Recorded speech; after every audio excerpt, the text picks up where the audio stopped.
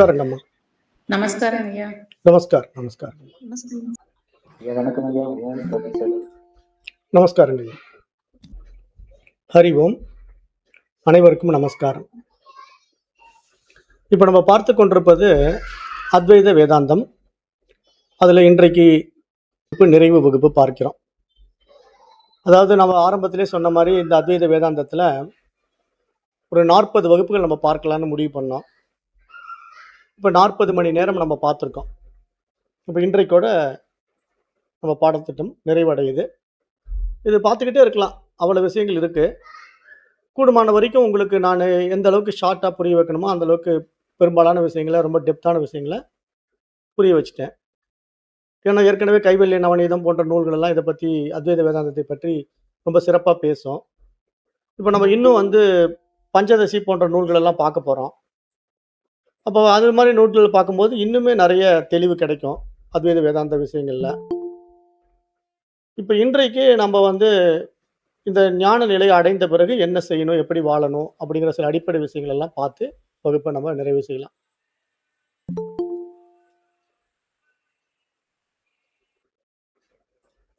ஆனால் 7:33 ஆச்சு. வகுப்பு தொடங்குறேன். 91 நபர்கள் வந்திருக்கீங்க இன்னைக்கு.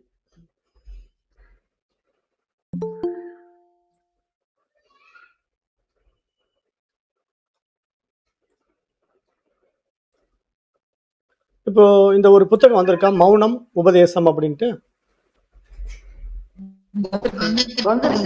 நல்லது. சந்தோஷம்.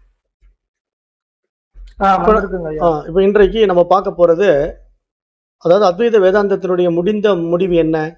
மௌனம். ஆனா இந்த மௌனத்தை தெரிஞ்சுக்கிறதுக்கு நமக்கு என்ன தேவைப்படுது? உபதேசம். ஏன்னா நம்ம மௌனம் அப்படிங்கிற ஒரு நிலையை அடையிறதுக்கு குரு உபதேசிக்கணும். அப்பதான் மௌனம்ங்கிற நிலைக்கு நம்ம போக முடியும். அப்ப இங்க உண்மையில மௌனம் எது, உபதேசம் எது அப்படிங்கிற அந்த உண்மையை நம்ம இங்க பார்க்கணும். உண்மை என்ன தெரியுமா? மௌனம் தான் உண்மை, மௌனமே உண்மை அப்படின்னு இங்க வேதாந்த சாஸ்திரம் சொல்லுது. அப்ப உபதேசம் எதற்காகங்க? உபதேசம் எதற்காகன்னா ஜீவர்களின் மீது இருக்கின்ற கருணையின் வெளிப்பாடு.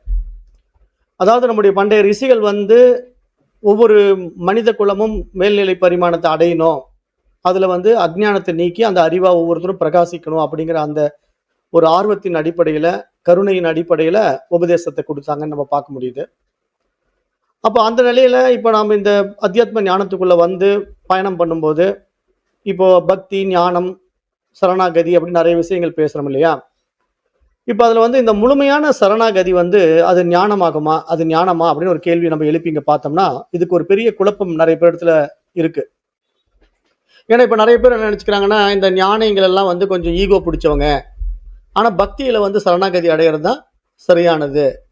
ஏன்னா ஞானம் அப்படின்னா ஏதோ நான் கடவுள், நான் பிரம்மம் அப்படிங்கிற ஒரு அகங்காரத்துல இவங்க ஆடிக்கிட்டு இருப்பாங்க அப்படிங்கிற மாதிரி நிறைய பேர் நினைச்சுக்கிறாங்க இல்லையா? அதுல நிறைய பேருக்கு குழப்பம் இருக்கு, நிறைய பேருக்கு அந்த மாதிரி தவறான புரிதல் இருக்கு. அப்புறம் பலர் நினைக்கிறார்கள், எப்படி நினைக்கிறார்கள் என்றால், சரணாகதி என்பது பக்தி, ஆனா ஞானம் என்பது வேறு வழி அப்படிங்கிற மாதிரி தப்பா நிறைய பேர் நினைச்சுக்கிட்டு இருக்காங்க. ஆனா உண்மையில் என்ன தெரியுமா? முழுமையான சரணாகதி தான் ஞானத்தின் கடைசி வடிவம். இப்ப ஞானம் என்ற ஒரு நிலைப்பாட்டுக்குள்ள யார் வராங்களோ அவங்க தான் உண்மையிலேயே சரணாகதி அடையிறாங்க. மற்றவங்களாம் யாரும் சரணாகதி அடையிறது கிடையாது. சரணாகதி அடையிறேன்னு சொல்லி ஏமாத்திக்கிட்டு சுத்துறாங்க. ஏன்னா இப்போ நீங்க சரணாகதி அடைந்த மனிதர்களை நீங்க யாரை வேணா போய் கேட்டு பாருங்களேன். பக்தியில இறைவனிடத்துல நீ ஒப்படைச்சிட்டியா? ஒப்படைச்சிட்டேன். அப்ப நாளைக்கு ஒரு பிரச்சனைனா இறைவனே பார்த்துக்குவாரு, நீ விட்டுறியா? அது எப்படி விட முடியும்? அப்ப இப்படி வாழ்வாங்க இல்லையா? அப்ப அதை எப்படி முழுமையான சரணாகதி என்று சொல்ல முடியும்? அப்ப அது சரணாகதி கிடையாது. அப்ப இதை நம்ம நல்லா இங்க புரிஞ்சுக்கணும். அப்போ சரணாகதி அப்படிங்கிற ஒரு விஷயம் இருக்கு இல்லையா? முழுமையான சரணாகதி அது ஞானத்தின் கடைசி வடிவம். அப்படின்னா என்ன? ஞானம் வந்தால் மட்டும்தான் சரணாகதி கை கூடும், இல்லைன்னா சரணாகதி கை கூடாது. நிறைய பேர் சரணாகதி பக்தியிலே கை கூடும் நினைச்சுக்கிறாங்க. அப்படி பக்தியில் எப்படி கை கூட முடியும்? அது முரட்டு பக்தியா மாறி, மூட பக்தியா மாறி, அப்புறம் இப்ப முட்டாள்தனமான பக்தியா மாறி கிடக்கிறத நம்ம நடைமுறையில பார்க்கறோம் இல்ல?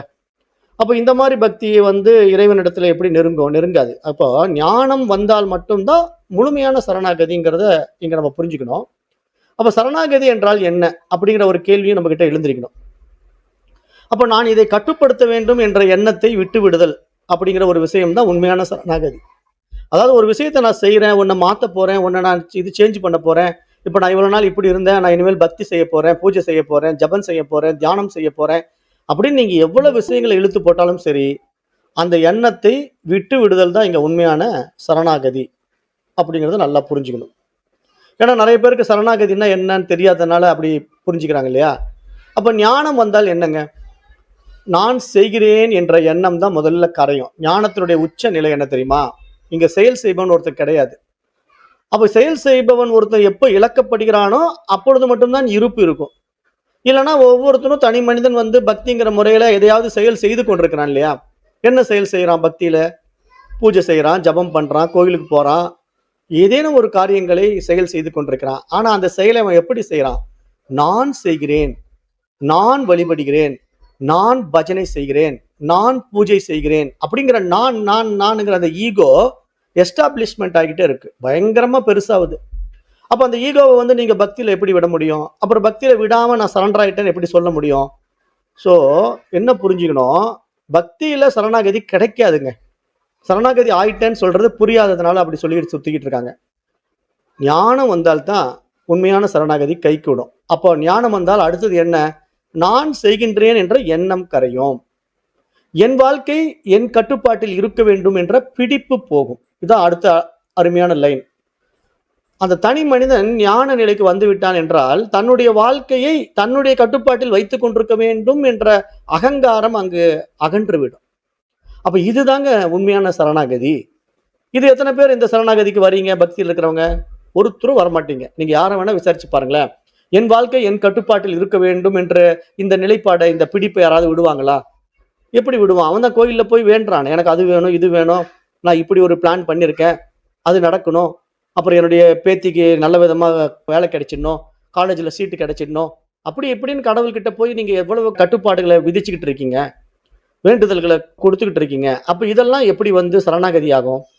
தேவை நிமித்தம் கடவுளை வேண்டுகின்ற ஒரு சுயநலமாகும். அது சரணாகதி என்று சொல்ல முடியாது. அப்போ இங்கே புரிஞ்சுக்கணும், ஞானம் வந்தால் மட்டும்தான் அது உண்மையான சரணாகதி. அப்போ சரணாகதியினுடைய டெஃபினேஷன் என்ன நீங்கள் கேட்டிங்கன்னா, இப்போ நீங்கள் இதுக்கு முன்னாடி சரணாகதினா என்ன நினச்சிட்டு இருப்பீங்க? நான் கடவுள்கிட்ட போய் என்ன ஒப்படைச்சிட்டு அது சரணாகதின்னு நினச்சிட்டு இருக்கீங்க. எப்படி ஒப்படைக்கிறீங்க? நீங்கள் எந்த அடிப்படையில் ஒப்படைக்கிறீங்க? இந்த உடலா, மனமா, எந்த அடிப்படையில் ஒப்படைக்கிறீங்க? எதுவுமே தெரியல, நான் யாருன்னு தெரியல, ஆனால் நான் கடவுள்கிட்ட ஒப்படைச்சிட்டேன் அப்படின்னு சொல்லி நீங்கள் உங்களை ஏமாத்திக்கிட்டு இருக்கிறது தான் உண்மையாக நடந்துகிட்டு இருக்கே தவிர, சரணாகதிக்கான விளக்கம் எப்போ தெரியும்னா ஞானம் வந்தால் தான் தெரியும். அப்போ ஞானம் வந்தால் முதல்ல நடக்க வேண்டிய விஷயம் நான் செய்கின்றேன் என்ற எண்ணம் கரையுது இல்லையா? அப்போ இந்த எண்ணம் கரைந்து விட்டாலே அங்கே நான் பக்தி செய்கின்றேன், நான் பூஜை செய்கின்றேங்கிற அந்த விஷயம் அங்கே இருக்காதுங்க. ஃபர்ஸ்ட் ஆஃப் ஆல் அதை புரிஞ்சுக்குங்க. அப்புறம் என்னுடைய வாழ்க்கை என் கட்டுப்பாட்டில் இருக்க வேண்டும் என்ற பிடிப்பு தானாக போய்விடுங்க. இதுதான் சரணாகதி. அதாவது நீ தனியாக சரணாகதி செய்ய வேண்டியது இல்லை. நான் அப்படிங்கிற அந்த ஈகோ இருக்கு பார்த்தீங்களா, அது கரையும் போது சரணாகதி தானாகவே நிகழ்கிறது. இதுதாங்க பாயிண்ட். இது புரியுதா? சரணாகதி தானாகவே நிகழணும். நீங்கள்லாம் போய் சரண்டர் ஆகக்கூடாது, சரண்டர் ஆகவும் முடியாது. அப்படி நீங்க சரண்டர் ஆனா என்ன? அங்க இருமைகள் தான் இருக்கு. அந்த இருமைகள் என்ன? நான் வேறு, இறைவன் வேறு, இறைவன் தலைவன், நான் தாசன்.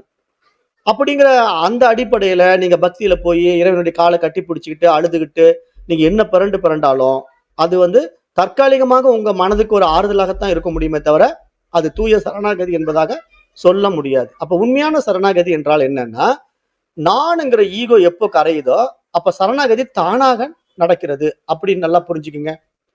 அப்ப அதனால் சரணாகதி என்பது ஞானத்திற்கு முன்பயிற்சியாக இருக்கலாம், அல்லது ஞானத்திற்கு பின் அது முயற்சி அல்ல, இயல்பு என்பதாக மாறலாம். ஏன்னா இங்க அப்படிதான் மனிதர்கள் வந்து சரணாகதிங்கிற ஒரு நிலைப்பாட்டுக்குள்ள போகிறதுக்கு அவங்க பக்தி செலுத்தி இறைவன் யார், நான் யார், இந்த உலகம் எப்படிப்பட்டதுங்கிற தேடி அது ஞானத்துக்கான மன ஒருமுகப்பாடு, மன தூய்மை அப்படிங்கிற விஷயமெல்லாம் சொல்றோம் இல்லையா கர்ம காண்டத்துல, அதையெல்லாம் அவங்க அடிப்படை விஷயங்களை சரி பண்ணிக்கிட்டே வந்து அந்த பயிற்சிகள் மூலமா சரணாகதிக்கு வரலாம். ஆனா அங்கேயே சரணாகதி ஆக முடியாது. அதை நல்லா இங்க புரிஞ்சுக்கணும். சரணாகதி எங்க ஆக முடியாது? பக்தியில் ஆக முடியாது. ஆனா பக்தி செய்யறதுனால என்ன பிரச்சனை? அந்த பக்தி பயிற்சியினால என்ன நடக்குது? அது ஞானத்துக்கான ஒரு விஷயமாக பார்க்கலாம். ஏன்னா படிநிலைகள், அதாவது சரியை, கிரியை, யோகம், ஞானம் அப்படிங்கிற ஞான நிலைக்கு போவதற்கான படிக்கட்டு ஏறிட்டு இருக்கோன்னு வேணா சொல்லலாம். ஆனா அங்கேயே நம்ம முழுமையாயிட்டோம்னா ஆக முடியாது. அப்போ ஞானத்திற்கு பின் என்னன்னா அங்க முயற்சி கிடையாது, அது நம்முடைய இயல்பா மாறிடும். அப்ப அங்கே நான் விட்டு விட்டேன் அப்படிங்கிற ஒரு எண்ணம் கூட இருக்காது. எந்த இடத்துல? ஞானத்துல, சரணாகதியில. சரணாகதி வந்த பிறகு நான் ஏதோ என்னை விட்டுட்டேன், நான் உன்னை இழந்துட்டேன், நான் உங்ககிட்டயே ஒப்படைச்சிட்டேன், இன்னும் நீ பார்த்து எனக்கு என்ன சரியோ செய்யி அப்படி இப்படின்னு எதிர்பார்க்கறதும் மைண்டு தான். அங்க சரணாகதி நடக்கல. சரணாகதி நடந்தா என்ன ஆகும்னா, நான் உங்ககிட்ட ஒப்படைச்சிட்டேன், நீ பார்த்து என்ன நல்ல விதமா கவனிச்சுக்கோ அப்படின்னு எதிர்பார்ப்பு இருக்கு. அப்ப எப்படிங்க அது சரணாகதியாக முடியும்? அது சரணாகதி கிடையாது. அப்ப அங்கே நான் விட்டு விட்டேன் என்ற எண்ணம் கூட இருக்காது. ஏன்னா அது ஞானம் வந்த பிறகுதான் இதெல்லாம் எண்ணமற்ற நிலைக்கு நம்ம போய் அங்க நான் விட்டு விட்டேன், நான் செய்து விட்டேன், நான் பூஜித்துக் கொண்டிருக்கிறேன்ங்கிறதெல்லாம் விட முடியும்.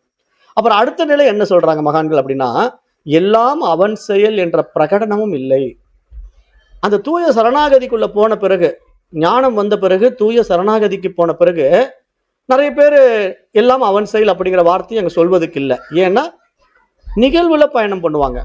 எதுவும் பிடிக்கப்படவில்லை, எதுவும் தள்ளப்படவில்லை. அதுதான் அங்க புரிஞ்சுக்கணும். ஞானத்தினுடைய உச்சம் என்ன தெரியுமா? அங்க எதுவும் பிடிக்கிறதுக்கு ஒன்றும் இல்லை, தள்ளுறதுக்கும் ஒன்றும் இல்லை. அப்ப எப்படி இருக்கணும்? நியூட்ரலா இரு, எதுக்கும் இம்பார்ட்டன்ஸ் கொடுக்க வேண்டியது கிடையாது. அப்படிதான் நம்ம இருந்து பழகணும்.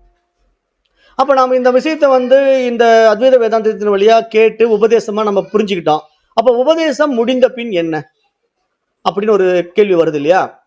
அப்ப இதுதான் மிக அழகான, அதே நேரத்தில் புரிந்து கொள்ள சற்று கடினமான பகுதி என்பதாக இங்க நம்ம பார்க்கிறோம். ஏன்னா இப்ப உபதேசம் அப்படிங்கிறது இப்ப இது வரைக்கும் நம்ம 40 வகுப்புகள்ல அத்வைத வேதாந்தம் உபதேசம் தானே கொடுத்தது. இப்ப 40 கிளாஸ் நம்ம என்ன கேட்டுட்டு இருந்தோம்? உபதேசம் தான் கேட்டோம். அத்வைத வேதாந்தம் நமக்கு நிறைய விஷயங்களை உபதேசமா கொடுத்துக்கிட்டே இருந்தது.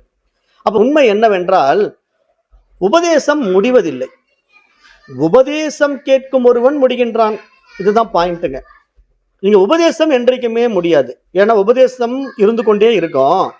ஆனா அந்த உபதேசத்தை கேட்பவன் ஒருத்தன் தன்னை இழந்து விடுகிறான் என்றால் அங்க உபதேசம் முடிவடையுது. அப்பதான் முடிவடையும். அதுக்கு முன்னாடி நீங்களா கேட்கறத நிறுத்திட்டு நான் ஞானி ஆயிட்டேன், நான் பெரிய யோகி ஆயிட்டேன் அப்படின்னு சொல்லிட்டு இருந்தீங்கன்னா மைண்ட்ல தான் இருக்கிறீங்க. ஏன்னா நீங்க உங்களை இழக்கல. ஆனா உங்க அகங்காரம் என்ன பண்ணுது? தன்னை ஞானி என்பதாக காட்டிக்கொண்டு இனிமேல் உபதேசம் கேட்கறதுக்கு ஒன்றும் தேவையில்லை, நம்ம சாதாரணமா வாழ்ந்துட்டு போலாம், என்ன திருப்பி திருப்பி இதே அத்வைத வேதாந்தத்தை கேட்டு என்ன சொல்றது, இருக்கிறது இறைவன் தானே, தெரிஞ்சு போச்சு அப்படின்ட்டு வெளியே ஓட பாக்குது. அப்ப அங்க என்ன? உபதேசத்தை முடிச்சுக்க பாக்குது. அப்ப முடிச்சுக்க பாக்குறது எதுங்க? மனசு தானே. நல்லா யோசனை பண்ணி பாருங்களேன். இப்ப நம்ம வகுப்பு அத்வைத வேதாந்த வகுப்பு விட்டு நிறைய பேர் வெளியே போயிட்டாங்க. இந்த பராபரம் குரூப்லயும் நிறைய பேர் பாடம் படிச்சுட்டு இவ்வளவுதானே இதையே சொல்லிட்டு இருக்காருன்னு நிறைய பேர் வெளியே போயிட்டாங்க. அவங்களுக்கு என்ன? உபதேசம் முடிஞ்சிடுச்சுன்னு அவங்க நினைச்சுக்கிட்டாங்க. ஆனா வேதம் என்ன சொல்லுதுன்னா, உண்மை என்னவென்றால் உபதேசம் முடிவது கிடையாது, உபதேசம் கேட்கும் ஒருவன் முடிகின்றான். அப்ப உபதேசம் கேட்பவன் தான் இல்லாம போகணும். அப்படி ஒருத்தன் இல்லாம போயிட்டான்னா அதுதான் உண்மையான அத்வைதம். அங்கதான் இருப்பு இருக்கு. ஆனா அப்படிதான் அவன் போனானா? அப்படி அவன் போல. ஏன்னா அது தானா நிகழணும், இவனா விடக்கூடாது அப்படிங்கிறத புரிஞ்சுக்குங்க. அப்ப ஆரம்பத்துல நம்ம என்ன பண்றேன்? நான் கேட்கிறேன், நான் புரிந்து கொள்ள வேண்டும், நான் பயிற்சி செய்ய வேண்டும், இவைகள் எல்லாம் தேவை. ஆரம்பத்துல இதெல்லாம் தேவைதான். ஏன்னா நம்ம ஒரு பாடம் படிக்க வந்திருக்கிறோம் அப்படின்னா இந்த சிரவணம் பண்ணணும். முதல்ல நீங்க என்ன சொல்ல வரீங்களே சொல்லுங்களேன் அப்படின்னு ஃபர்ஸ்ட் காது கொடுத்தாவது கேட்கணும். அப்ப நான் கேட்கிறேன் அப்படிங்கிற ஒரு விஷயம் நம்ம இடத்துல நடந்துதான் ஆகணும். அப்புறம் நான் புரிந்து கொள்ள வேண்டும். நீங்க சொல்றத நான் என்னன்னு கேட்டு புரிஞ்சுக்க முடியுதான்னு பாக்குறேங்க, புரிஞ்சுக்க முடியுதுங்க அப்படிங்கிற ஒரு அடுத்த நிலைக்கு நீங்க வரணும். அப்ப புரிந்து கொள்ள வேண்டும். அப்படி புரிந்து கொண்டதே நான் நடைமுறைக்கு கொண்டு வருகிறேன் என்ற பயிற்சிக்கு நீங்க வரணும். அப்ப இது மாதிரி இந்த 3 நிலைகள் எல்லாம் ஆரம்பத்தில் தேவை. ஆனால் ஒரு கட்டத்தில் இந்த கேள்வி தானாக மறைகிறது அப்படிங்கறத இங்க புரிஞ்சுக்கணும். இந்த மாதிரி ஒரு விஷயத்துல நாம புரிந்து கொண்டு இந்த அத்வைத ஞானத்துல மேல் படிக்கு வந்த பிறகு இங்க அடைவதற்கும் ஒண்ணும் இல்லை, அனுபவிக்கிறதுக்கும் ஒண்ணும் இல்லை, இருப்பது இருப்பு மட்டும்தான் அப்படின்ட்டு நிகழ்வுல பயணம் பண்ணும்போது அந்த நிலையில் இப்போது என்ன செய்ய வேண்டும்? அங்க செய்ய வேண்டியவன் இல்லைங்க, சேர்க்க வேண்டியது இல்லைங்க, நீக்க வேண்டியதும் இல்லைங்க. ஏன்னா இங்க உபதேசம் முடிந்த பிறகு உன்னை செய்ய போறேன் அப்படின்னு நீங்க நடைமுறைப்படுத்த முடியாது. சரி, இப்போ இவ்வளவு நாள் நான் இந்த உபதேசத்தை கேட்டதுனால இதை செய்ய போறேன்னு சொல்லாம விட்டுட்டா அப்ப இனி ஏதாவது சேர்க்கலாமா? சேர்க்க வேண்டியதும் ஒன்றும் இல்லை. சரி, அப்ப நம்ம இதெல்லாம் தெரிஞ்சுக்கிட்டதுனால ஏதாவது நீக்கலாமா? நீக்க வேண்டியதும் ஒண்ணும் இல்லை. அப்ப என்னதான்? சும்மா இருக்கணும். உபதேசம் முடிந்த பின் என்ன நடக்கும் உண்மையா அப்படின்னா, நீங்க சும்மா இருக்கணும், உங்களுடைய வாழ்க்கை தொடரும். ஏன்னா இந்த உடல் மனசு பிராரப்தத்துல வந்திருக்கு. அதனுடைய வாழ்க்கை அது தொடரத்தான் செய்யும். இங்க அத்வைத்ம ஞானம் அடைந்து விட்ட ஞானிகள் இப்ப நான் ஞானம் அடைஞ்சிட்டேன், அப்ப எல்லாம் முடிஞ்சுது அப்படின்னு சொல்லி அப்படியே உட்காந்துட்டா எப்படி சாப்பிடுவாரு, எப்படி டாய்லெட் போவாரு, எப்படி தூங்குவாரு? அப்போ அன்றாட நிகழ்வுகள் நடக்கும், அவருடைய வாழ்க்கை தொடரும், அவருடைய வேலை நடக்கும், அவர் உறவுகள் இருக்கும், அவரிடத்துல உறவுகள் இருக்கும், உடல் சுகம் துக்கம் அனுபவிக்கும். ஆனால் உள்ளே இதெல்லாம் நான் அப்படிங்கிற மயக்கம் இருக்காதுங்க. இதான் முக்கியமா புரிஞ்சுக்கணும். இதெல்லாம் நான் என்ற மயக்கம் இருக்காது. இதுவே உபதேசத்தின் நிறைவு என்பதாக இங்க நம்முடைய அத்தியாத்ம ஞானம் அத்வைத வேதாந்தம் புரிய வைக்குது. அப்ப நான் என்ற ஒரு விஷயம் எப்பொழுது இழக்கப்படுகிறதோ அப்பொழுதுதான் அந்த மனிதன் நிறைவாகிறான், பூரணமாகின்றான் என்று நம்ம பார்க்க முடியுது. அப்ப இதெல்லாம் ஒரு எளிய உதாரணத்தில் சொன்னால், நீங்கள் ஒரு நாள் திடீரென்று உணர்கிறீர்கள், நான் இவ்வளவு நாளாக தேடியது என்னிடமிருந்தே தான் விலகி இருந்தது தான் என்பது புரிந்து கொள்ள முடிகிறது என்பதை இங்க சுட்டிக்காட்ட வராங்க. இப்போ நீங்க இவ்வளவு நாள் எதை தேடுகின்றீர்களோ அதை ஒரு வினாடியில் உங்களால் உணர முடியும். ஏன்னா அதை தேடும் பொருள் நான் தான் என்று. நான் இவ்வளவு நாளாக தேடியது என்னிடம் இருந்தே நான் விலகி இருந்தது தான் அப்படிங்கிறது புரியும். பாத்தீங்களா? அப்ப இதுதான் நம்ம அடைய வேண்டிய இலக்கு. அதாவது இதுக்கு நம்ம என்ன உங்களுக்கு ஏற்கனவே உதாரணம் கொடுத்துருக்கேன் அப்படின்னா, ஒரு இளவரசி தன் கழுத்துல போட்டுக்கிட்டு இருக்கிற வைர நெக்லஸ கழுத்திலேயே வச்சுக்கிட்டு வெளியே தேடிக்கிட்டு இருந்தா. ஆனா ஒரு வினாடி அது என்னுடைய கழுத்துல தான் இருக்குன்னு தெரிஞ்ச உடனே அவ என்ன ஆயிட்டா, அவ்வளவுதான், இது கிடைச்சிடுச்சு, தேடுறதுக்கு ஒண்ணு இல்லை, அடைஞ்சிட்டேன்னு சொல்றதுக்கு ஒண்ணு இல்லை, சும்மா இருக்கிறாள்ல. அது மாதிரி நானும் இத்தனை நாள் என்னென்னமோ பண்ணிட்டு இருந்தேங்க. இப்ப அது நான் தான் தெரிஞ்ச பிறகு நான் இவ்வளவு நாளாக தேடியது என்னிடமிருந்தே நான் விலகி இருந்தது தான் அப்படிங்கிறது இங்க ரொம்ப ஹைலைட்டட் பாயிண்ட். நான் விலகி இருந்தேன், என்னிடமிருந்து நான் விலகி இருந்தேன், நான் யார் என்று என்னை தெரிந்து கொள்ளாமல் தள்ளி நின்றேன், இப்பொழுது புரிந்து கொண்டேன். அப்ப அதன் பிறகு என்ன நடக்குங்க? தேடல் இல்லை, உறுதி செய்யும் முயற்சியும் இல்லை, நிலைப்பேராக இருக்க வேண்டும் என்ற கவலையும் இல்லை. அப்ப இங்க எல்லாமே இதெல்லாம் தானாவே அடிபட்டு போயிடும். அங்க அதுக்கப்புறம் தேடுறதுக்கு ஒண்ணும் இல்லை. அப்புறம் நான் பிரம்ம ஞானியா சாதாரண ஆளா அப்படின்னு உறுதி செய்ய வேண்டிய முயற்சியும் இல்லை. அப்புறம் நான் இதை அப்படியே நிலை பெற்று நிற்க வேண்டுமா அப்படிங்கிற கவலையும் இல்லை. ஏனென்றால் வாழ்க்கை எளிமையாகிறது, உள்ளே எதிர்ப்பு குறைகிறது, அமைதி ஒரு அனுபவமாக அல்ல பின்னணியாக மாறுகிறது. அப்ப நீங்க அமைதி ஏதோ அடைய போறேன் அப்படின்னு நினைக்க கூடாது. அந்த அமைதி தான் உங்களுடைய அஸ்திவாரமாவே இருக்கு, அதுதான் உங்களுடைய பேஸ்மெண்ட், அதுல தான் நீங்க எப்பவுமே இருக்க போறீங்க. ஆனா அது தெரியாம இவ்வளவு நாள் நீங்க ஏதோ ஆர்ப்பாட்டமா நம்ம செஞ்சா அடைஞ்சிட முடியும்ட்டு அஜ்ஞானத்தினால அதை இதை தேடி ஓடிக்கொண்டிருந்தீங்க. அப்ப இங்க இந்த பாடம் நமக்கு புரிஞ்ச உடனே என்ன ஆயிடுதுன்னா, வாழ்க்கை எளிமையாகிறது, மனதினான உள்ளே இருக்கின்ற எதிர்ப்பு குறைகிறது. அப்புறம் நம்ம எதை தேடுறோம்? அமைதி தானே. அந்த அமைதி அனுபவம் கிடையாது, அதுதான் நம்முடைய பேஸ்மெண்ட்டே, அதுல இருந்து தான் நானே வெளியே வந்திருக்கிறேன், அதுதான் என்னுடைய பின்னணி என்பதை புரிகிறது.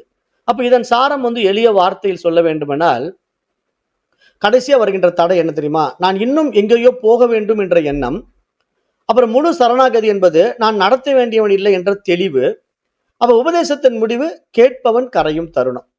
அப்ப இந்த மாதிரி நம்ம இந்த பாடத்தினுடைய முதிர்ச்சியில அத்வைத வேதாந்தம் படித்து ஓரளவுக்கு நம்ம தெளிவான பிறகு இப்ப நமக்கு கடைசியா வர்ற தடை என்னவா இருக்கும்னு நினைக்கிறீங்க?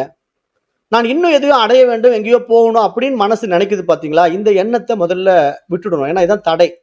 ஏன்னா நிறைய பேர் இந்த அத்வைத வேதாந்தம் கேட்டுட்டுமே இன்னும் பல விஷயங்களை பண்ணிக்கிட்டே இருப்பீங்க அஜ்ஞானத்தினால.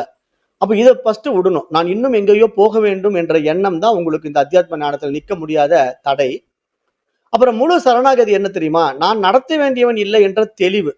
இப்ப நீங்க நான் நடத்த வேண்டியவன் இல்லை என்ற தெளிவு வந்து விட்டா உங்களுக்கு என்ன நடக்கும் தெரியுமா?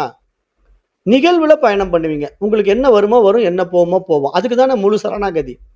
இப்ப பியூர் சரண்டர் அப்படின்னா, இப்போ இன்றைக்கு என்ன நடக்குமோ அதை அப்படியே நான் ஏத்துக்கிறேங்க, அது நல்லதோ கெட்டதோ, அது வருதோ போகுதோ, எனக்கு சலனமே ஆகாது மனசு, நான் இங்க நடத்துறதுக்கு ஒண்ணுமே இல்லைங்க அப்படின்னு தன்னை ஒட்டுமொத்தமா யார் இழக்கிறானோ அவன் தான் பூரண சரணாகதி அடைந்தவன்.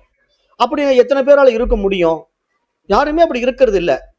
அப்ப ஞானம் முழுமை அடைந்தவர்கள் தான் அப்படி இருக்கிறார்கள் என்பதை நீங்க புரிஞ்சுக்கணும். அதாவது இந்த அத்தியாத்ம ஞானம் பாடத்தை படிச்சுட்டு இப்ப நம்ம இப்படி மாறிடோமான்னா, ஞானம் உங்களுக்கு அனுபவத்துக்கு வந்துட்டா மாறிடுவீங்க. ஆனா அந்த ஞானம் பரோட்ச ஞானமா இருந்தா மாற மாட்டீங்க. அப்ப முழு சரணாகதி ஏன் உங்க இடத்துல வரல? பரோட்ச ஞானம். அது அபரோட்ச ஞானமா மாறணும், அனுபவமா மாறினா நான் நடத்த வேண்டியவன் இல்லை என்ற தெளிவு வந்துவிடும். அதுதான் முழு சரணாகதி. அப்ப இந்த அத்வைத வேதாந்தத்தின் உபதேசத்தின் முடிவு என்ன தெரியுமா? அங்கு கேட்பவன் கரைந்து விடுகிறான்.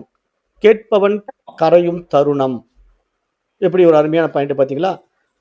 அங்க அதுக்கப்புறம் எந்த சந்தேகமும் இல்லைங்க. கேள்வி கேட்டு அதுக்கு விடை தெரிஞ்சுக்கிறதுக்கு ஒண்ணுமே இல்லை. ஏன்னா அந்த தூய அறிவாக பிரகாசிக்க ஆரம்பிச்சிடுவீங்க. அது உங்களுடைய இருப்பு, உங்களுடைய சுயம், அது உங்களுடைய அமைதி, ஆனந்தம். அந்த இடத்துல ஒன்றும் இல்லை. தன்னுடைய சுயானுபவத்துல சுகமா இருக்கிறது தான் அங்க நடக்கும். அப்ப இந்த நிலையில இறுதி வரிகள் என்ன அப்படின்னு கேட்டா, நீ சரியான இடத்துக்கு வர முயற்சி செய்யாதே, தவறான இடத்திலிருந்து மெதுவாக விலகு அப்படிங்கிறதாங்க இங்க ரொம்ப ஹைலைட்டடான உபதேசம். அதாவது இப்போ நம்ம நிறைய பேர் என்ன தப்பு பண்ணிட்டு இருக்கிறோம் அப்படின்னா, நான் ஏதோ அத்வைத வேதாந்தத்தை படிக்க போறேன் அப்படின்னு சொல்லிக்கிட்டு இருக்கிறோம். ஆனா இதை படிக்கிறதுனால நமக்கு என்னங்க? நமக்கு ஏதோ ஒரு விஷயத்த நான் அடைய போறேன் அப்படிங்கிற ஒரு எதிர்பார்ப்பு. ஆனா கடைசியில இதெல்லாம் பார்த்தா இங்க எதுவுமே அடையறது இல்லை, எல்லாத்தையும் விடுறது அப்படிங்கிறது எனக்கு கடைசியா புரியுது. அப்ப இதை நீங்க புரிஞ்சுக்கும் போது, நீங்க இதுவரைக்கும் வாழ்ந்துகிட்டு இருக்கிற தவறான வாழ்க்கை இருக்கு பாத்தீங்களா? அதிலிருந்து மெதுவாக விலகுவது தான் இங்க இறுதி வரியா சொல்ல முடியும். ஏன்னா இன்னும் நிறைய பேரால அதிலிருந்து விலக முடியல. அதாவது சரியான இடத்துக்கு வரதான் முயற்சி செய்றீங்க. ஆனா உங்களிடத்துல இருக்கிற தவறான போக்க உங்களால விலக்கிக்க முடியல பாத்தீங்களா? நம்ம நிறைய விஷயங்கள பார்க்கிறோம். நம்ம பிராக்டிகலாவே நிறைய விஷயங்கள பார்க்கிறோம். நீங்க உங்ககிட்ட இருக்கிற தவறான விஷயங்கள்ல இருந்து நீங்க விலகவே தயாரா இல்ல.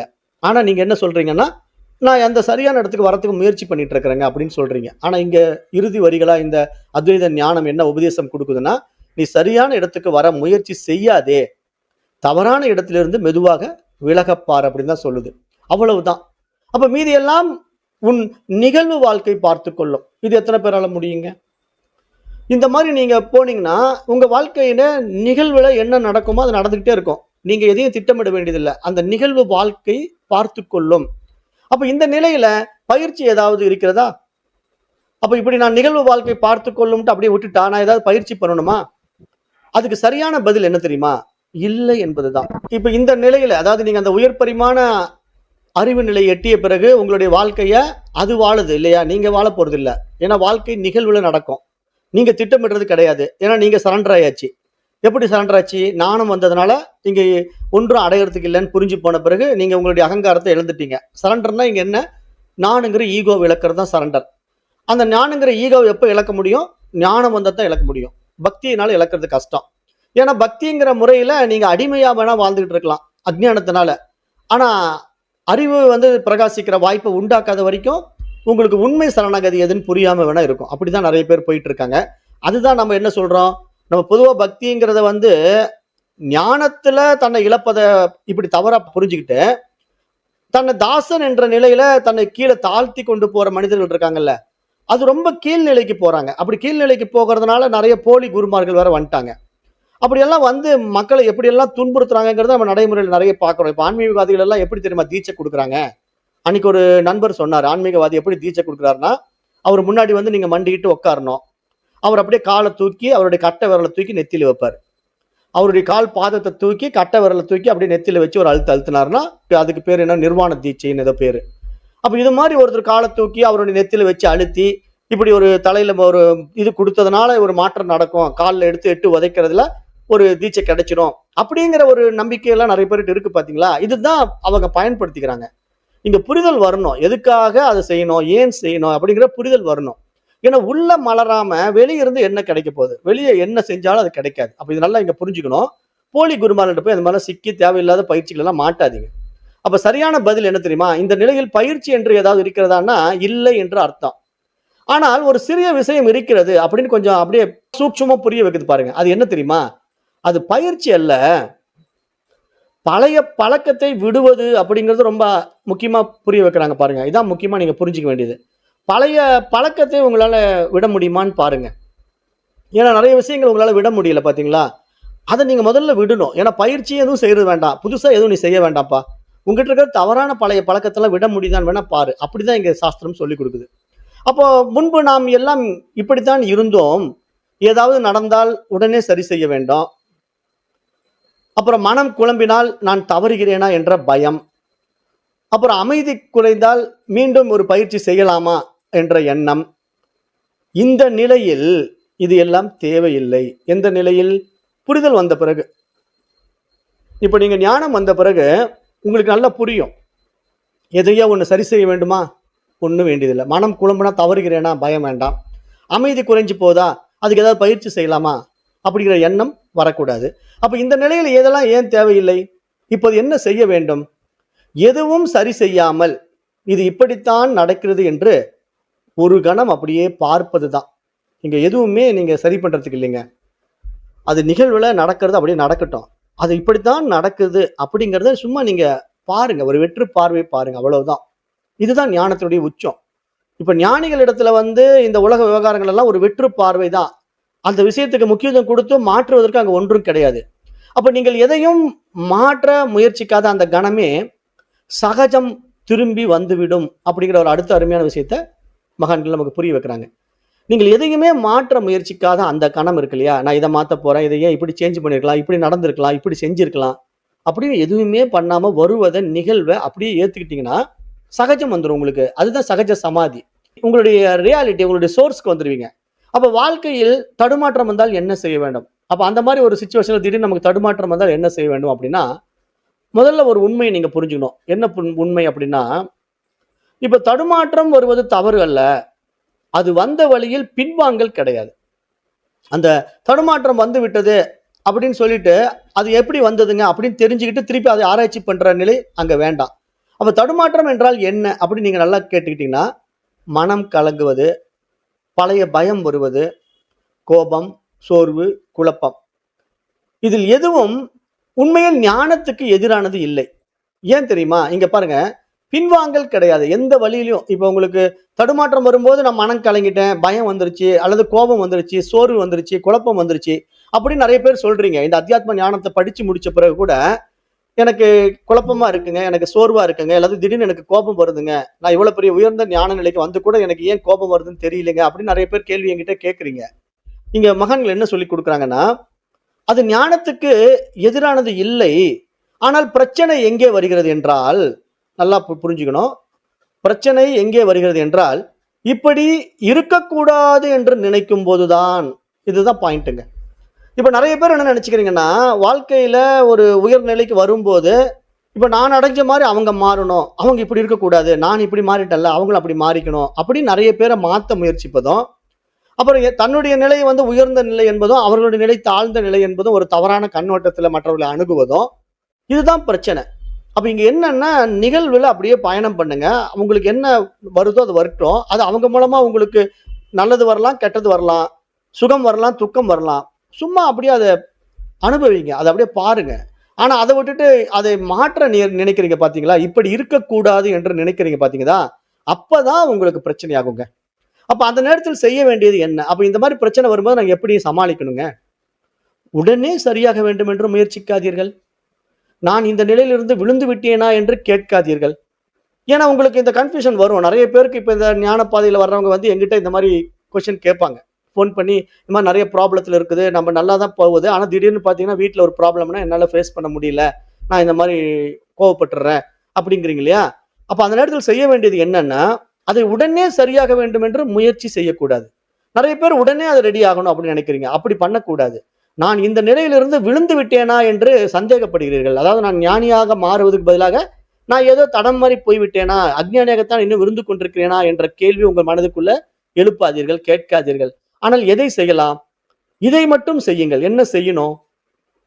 இப்போ இப்படி இருக்கிறது, அது அவ்வளவுதான். அப்படின்னா என்ன அர்த்தம்? பிரசன்ஸ்ல இருங்க, பிரசன்ட் டென்ஸ்ல இருங்க. இப்போ இப்படி இருக்கு, அது அவ்வளவுதான் அப்படிங்கிற ஒப்புதல் வந்து விட்டால், அப்போ உங்க வாழ்க்கையில இப்போ ஒரு பிரச்சனை வருது. அது உங்களுக்கு ஒரு பெரிய பிரச்சனை, ஒரு பொருளாதார பிரச்சனையா இருக்கலாம், இல்லது ஒரு நோயா இருக்கலாம், அல்லது ஒரு உறவுகளுடைய பிரிவா இருக்கலாம். இப்படிலாம் வரும்போது நம்முடைய ஞானத்திலிருந்து விலகுறோமா, அப்படி இதுக்கு ஏதாவது மாற்று வழி இருக்கா அப்படிங்கிற மாதிரிலாம் மைண்டு ஆஸ்லேஷன்ல சிந்தனை பண்ணுது இல்லையா? அதெல்லாம் எதுவுமே பண்ண வேண்டாம், எதையும் சரி செய்யணும்னு முயற்சி பண்ண வேண்டாம், அது எதையும் மாற்றவும் முடியாது உங்களால. அதனால எந்த கவலையும் பட வேண்டாம்.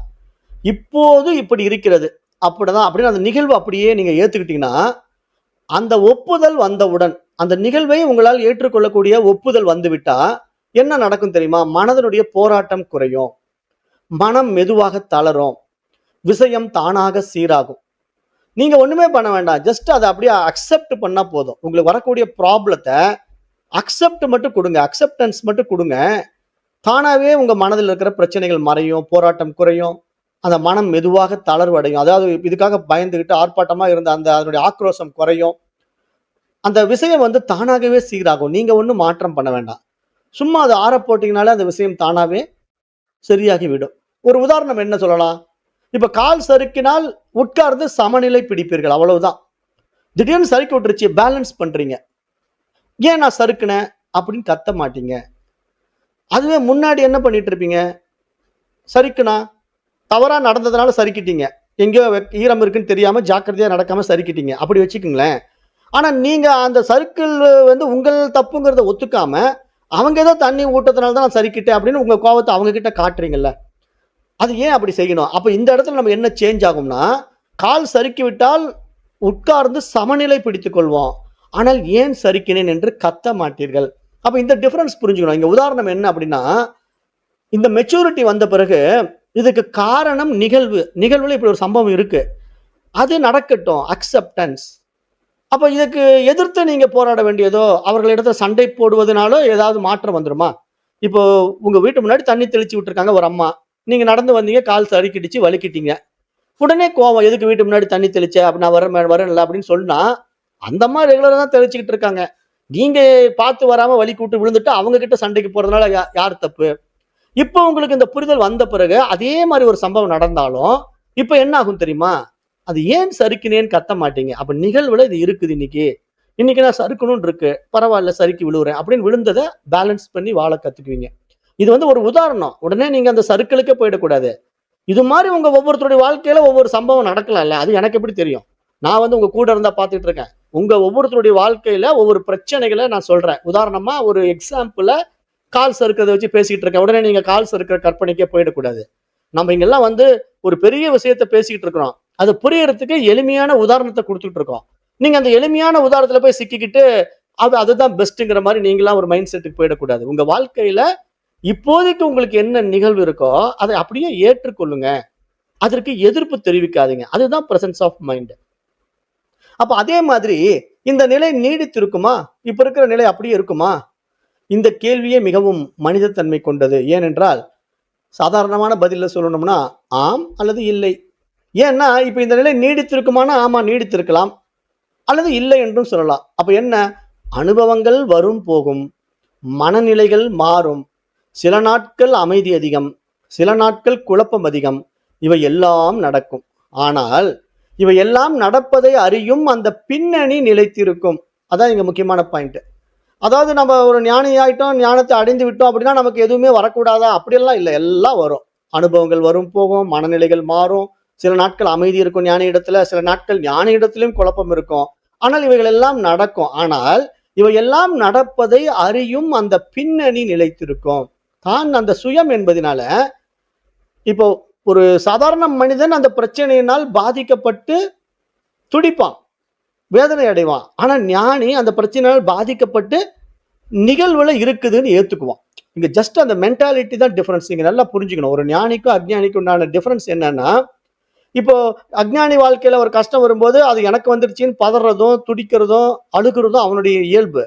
ஆனா ஒரு ஞானியினுடைய வாழ்க்கையில கஷ்டம் வந்துட்டா அவன் பதறதோ, துடிக்கிறதோ, அழுவுறதோ செய்ய மாட்டான். கஷ்டத்த அக்செப்டன்ஸ் கொடுப்பான். இது வந்து என்னுடைய படத்துல இந்த ரோல் இருக்கு. இன்னைக்கு இது நடக்கணும்னு இருக்கு. நடக்கட்டுமே அப்படின்னு வர்றத அப்படியே ஏத்துக்குவான். அப்ப இதுதான் ஞானிக்கும் அஜ்ஞானிக்கும் உள்ள வித்தியாசம். இப்ப ஞானியோட நிலை என்னன்னா, ஒண்ணு வேணும், ஒண்ணு வேண்டாம் அப்படிங்கிறது அவங்ககிட்ட இல்ல. அப்ப அது நல்லது வந்தாலும் அதை அக்செப்ட் பண்ணுவான். நீங்க வந்து ஞானி நல்லதெல்லாம் ஏத்துக்க மாட்டானா அப்படின்னா, அப்படி நீங்க சொன்னீங்கன்னா மைண்ட்ல இருக்கான்னு அர்த்தம். இப்ப நீங்க வந்து ஒருத்தர் ஞானி உட்கார்ந்திருக்காரு. அவர்கிட்ட கொண்டு போய் ஒரு பொருளை கொடுக்குறீங்க. நானே ஞானிங்க, இதெல்லாம் நான் வாங்க மாட்டேன் அப்படின்னு சொன்னாருன்னு வச்சுக்கோங்களேன். அப்ப அவர் உண்மையா ஞானி கிடையாது. ஏன்னா அக்செப்டன்ஸ் இல்ல அவர்கிட்ட. நிகழ்வுல வர்றதை ஏத்துக்கணும். அது நல்லதோ கெட்டதோ, அவங்க கொடுக்கறது சரியோ தப்போ, அதை அப்படியே அக்செப்டன்ஸ் கொடுக்கறவன் தான் ஞானி. அது வர்றத எனக்கு வேண்டான்னு மறுக்கவும் கூடாது. நீங்க ஏன் எனக்கு தரல அப்படின்னு கேள்வி கேட்கவும் கூடாது. எதிர்பார்ப்பும் இல்லை, எதிர்ப்பும் இல்லை. இந்த பாயிண்ட் நல்லா புரிஞ்சுக்கணும். அப்ப இப்படி வாழணும். அப்ப அதுதான் அவையெல்லாம் அந்த நடக்கின்ற விஷயத்தினுடைய பின்னணி. அந்த ஆத்ம நிலை, அந்த அறிவு நிலையில இருந்துட்டு இருந்தா நீங்க நிகழ்வில் இருப்பீங்க. நிகழ்வை அப்படியே ஏத்துக்குவீங்க. அது நல்லதோ கெட்டதோ, சரியோ தவறோ. அப்ப அது எப்படி தெரியும் உங்களுக்கு? முன்பு குழப்பத்தில் மூழ்கி போயிருப்பீர்கள். ஆனால் இப்போது குழப்பம் வந்தாலும் இதை கவனிக்கிறேன் என்ற ஓர் இடம் இருக்கும், அந்த இடமே நிலைத்திருக்கிறது அப்படின்னு நீங்க ரிஷிகள் வந்து சுட்டி காட்டுறாங்க. அப்ப இந்த பாயிண்ட்டை நீங்க நல்லா உள் வாங்கிக்கணுங்க. அப்ப எளிய ஒரு ஓமானம் என்ன தெரியுமா? கடல் சில நாள் அமைதியாக இருக்கும், சில நாள் அலை அதிகம் இருக்கும். ஆனால் அது கடல் தானே. அப்ப கடல் வந்து அமைதியா இருக்கிறதுனால சூப்பர் கடல், அது ரொம்ப ஆர்ப்பாட்டம் பண்ணுது அப்படின்னா அது மோசமான கடல் அப்படிங்கிறது நாம தான் சொல்றோம். ஆனா அது சூப்பர் மோசம் அப்படிங்கிறதெல்லாம் மைண்ட் தான் தீர்மானிக்கிறதே தவிர கடல் கடல் தானே. கடல்ல எந்த மாற்றம் இல்லை. அது மாதிரி ஞானி ஞானி தான், பிரம்மம் பிரம்ம தான், இருப்பு இருப்பு தான். ஆனா அதுல மாறுபாடுகள் இருப்பது போல நினைப்பது மனசு. இப்படி புரிஞ்சுக்குங்க. அப்ப இத்தனைக்கும் ஒரு சுருக்கமான உண்மை என்ன தெரியுமா? இதை தெரிந்து கொள்வதற்கு பயிற்சி ஏதாவது இருக்கா? எதையும் சேர்க்க வேண்டாம். தடுமாற்றம் தவறு கிடையாது. நிலைநிறுத்தல் அனுபவங்கள் அல்ல, பின்னணியில். இப்ப இதுல நான் தொடர்ந்து எப்படிங்க நிக்கிறது? வரக்கூடிய அனுபவங்கள்ல நிக்க கூடாது. அந்த அனுபவங்களுக்கு பின்னாடி அறிவா நின்னுகிட்டு இருங்க. அப்ப இதை ஒரு வரியில் சொன்னால் எப்படிங்க? நீ சரியாக நடப்பதற்கு மட்டும் முயற்சி செய்யாதே, தவறாக நடந்தாலும் அதை ஏற்றுக்கொண்டு இடம் கொடு, அவ்வளவுதான். எப்படி சிம்பிளா சொல்லிட்டாங்க. அப்ப நீங்க இப்போ இந்த அத்வைத வேதாந்த பாடத்திட்டத்தை இன்னைக்கு படிச்சு முடிச்சிட்டீங்க அப்படின்னா, சரி இனிமேல் எல்லாம் சூப்பரா நடக்கணுங்க, பர்ஃபெக்டா நடக்கணுங்க, நான் அத்வைத வேதாந்தம் முடிச்சிட்டேன், அதனால நான் எப்படி பர்ஃபெக்ட் ஆயிட்டனோ அது மாதிரி நீயும் பர்ஃபெக்டா இருக்கணும்னு வீட்டுல போய் ரகலை பண்ணக்கூடாது. ஏன் அப்படின்னா, இங்க தன்னுடைய வாழ்க்கையிலே கூட சரியாக ஒரு விஷயம் நடக்குமானா தவறாக கூட நடக்கலாம். ஆனால் அதை ஏற்றுக்கொள். அது மாதிரி மற்றவர்களுடைய வாழ்க்கையில எல்லாமே சரியா நடக்குமா, பர்ஃபெக்டா இருக்குமா, தவறாக கூட நடக்கலாம். ஏற்றுக்கொள். ஏனென்றால் அது நிகழ்வில் இருக்கிறது, அவ்வளவுதான். அந்த நிகழ்வை ஏத்துக்கிட்டீங்கன்னா இங்க நல்லது எது, கெட்டது எது, இதுல எது சரி எது தவறு, அப்படி ஒண்ணுமே இல்லை. இங்க டுவாலிட்டியே கிடையாது. மைண்ட் தான் இந்த டுவாலிட்டி கிரியேட் பண்ணுது. அப்ப இது புரிஞ்சிட்டா நீ சரியாக நடப்பதற்கு மட்டும் முயற்சி செய்யாதே, தவறாக நடந்தாலும் அதை ஏற்றுக்கொண்டு இடம் கொடு, அவ்வளவுதான் அப்படின்ட்டாங்க. அப்போ அந்த இடம் தானுங்க சகஜ சமாதி, வேற ஒண்ணுமே கிடையாது. சகஜ சமாதினா என்னன்னா அக்செப்டன்ஸ். எது வந்தாலும் சரி, நிகழ்வுல நான் பயணிக்கிறேன். இன்றைக்கு என்னுடைய நிகழ்வுல என்ன நடக்கும் சகஜமா ஏத்துக்கிறேன். நல்லதா ஓகே, கெட்டதா ஓகே. நல்லது கெட்டதுங்கிறது எனக்கு இல்ல.